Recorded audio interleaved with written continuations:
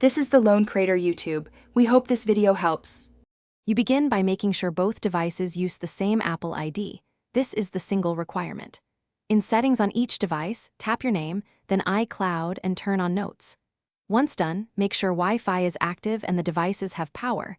Large notes or attachments sync faster on Wi-Fi.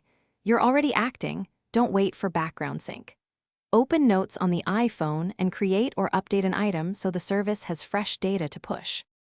Now you force a sync. Open Notes on both devices and pull down to refresh. That triggers iCloud to transfer changes.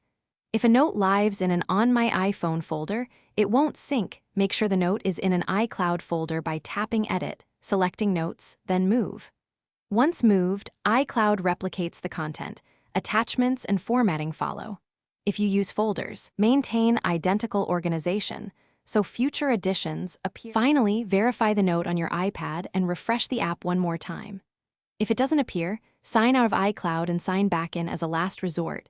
You'll lose some cached data, so back up first.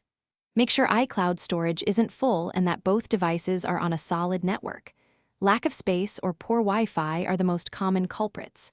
If problems persist, reboot both devices. That often clears lingering sync states and completes the transfer.